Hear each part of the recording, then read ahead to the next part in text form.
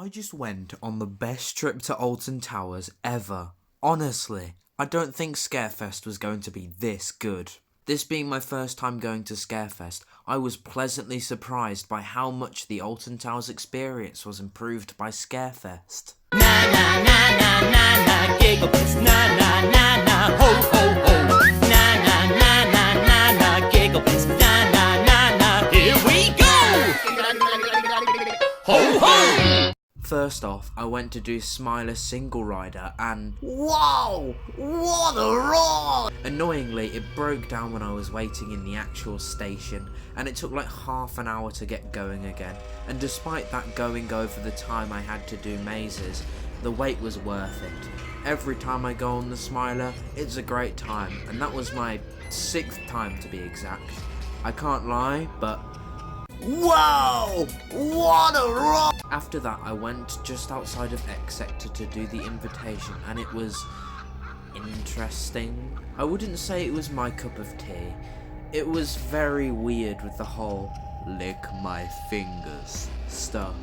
It had a few good jump scare moments, but it's just so strange. 3 out of 10, not my thing. Next, I went into the attic, and it was a good time. Very interesting story about kids being killed and stuff. The best part was definitely the section where you go into hell.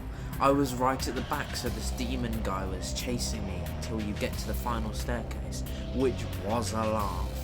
I was surprised how long it was, and overall it was a good time. 8 out of 10.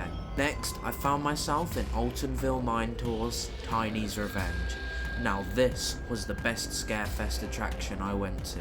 I love the 80s American tones throughout the maze.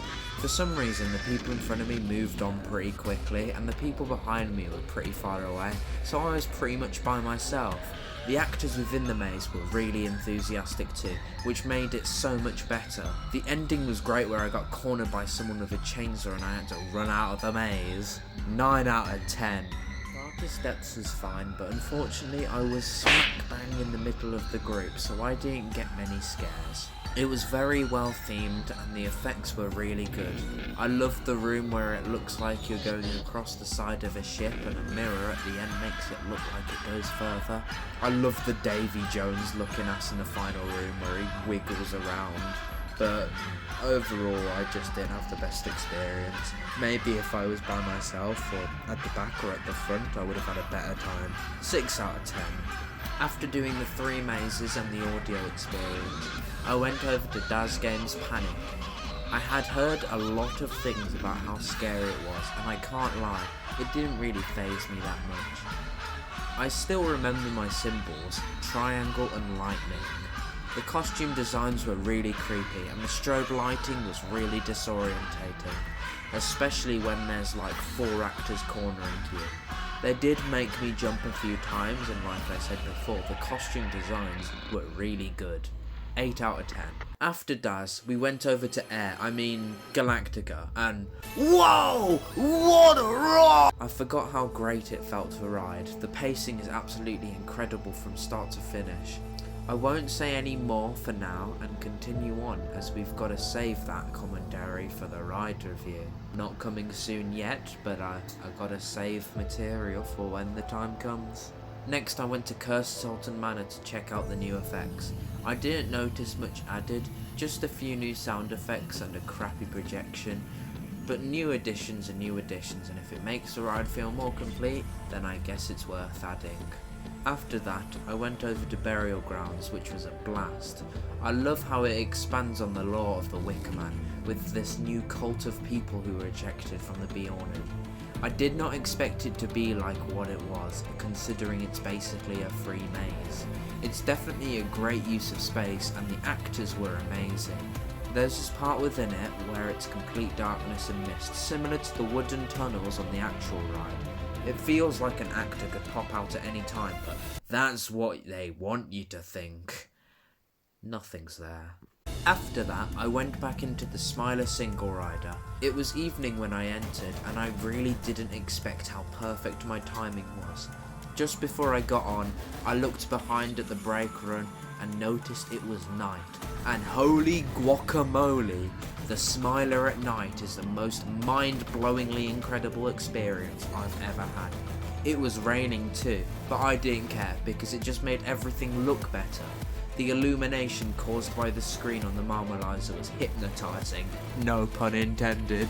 In the night, and Oblivion looked incredible too with the red lights on the drop. I honestly think the best area to go to during Scarefest is definitely X Sector, especially because the mazes are so close by. After the Smiler, I went on Oblivion, which was a whale of a time. Annoyingly, the queue on the app said it was 20 minutes, but it was actually 10 minutes longer. It didn't really matter though, because I got to vibe to that banger of a theme song. The last time I went on Oblivion was at the start of the season, so I completely forgot how incredible the drop felt.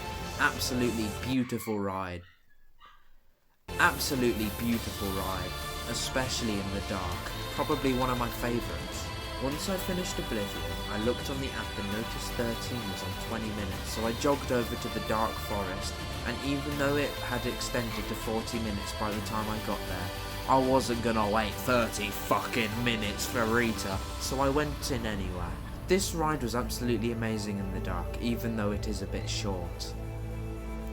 I forgot how fast this ride was. Not like Rita fast, I mean how fast the lift hill is and how it practically launches 3 times after the drop and the 2 block sections. When going out into the forest, it is absolutely pitch black, and I mean you can't see a fucking thing except the lights from the Dark Forest Plaza. To end off the day, I hurried to Wickerman and waited in its 1-hour queue. Because I was by myself, I decided to put on my earbuds and vibe to Abbey Road.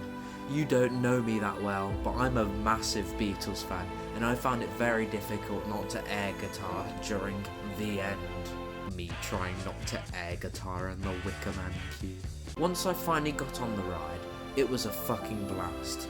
I don't know how this is a family ride because it is such an intense and thrilling coaster. I always forget how impactful this ride can be. The intense speed and layout really makes a lot with not much. This trip has definitely made it very difficult for me to decide what the best coaster in Alton Towers is, because every coaster I've been on has been a brilliant experience. Whoa! What a ride! Overall, this has probably been the best theme park trip I've ever been on. Not even joking. The mazes were great, Daz was great, the invitation was alright I guess. The rides at night were beautiful and an absolute blast. Best ride of the day was definitely my second ride in the Smiler. Probably the best experience on a coaster I've ever had. Best maze of the day? Definitely Altonville Mine Tours. I'm so glad I got to do everything that I wanted to do. Definitely recommended for anyone who's interested in Halloween and Alton Towers. Whoa! What a ride! Cheerio, ta-ta, bye-bye, farewell, TTFN. We all hate to say goodbye.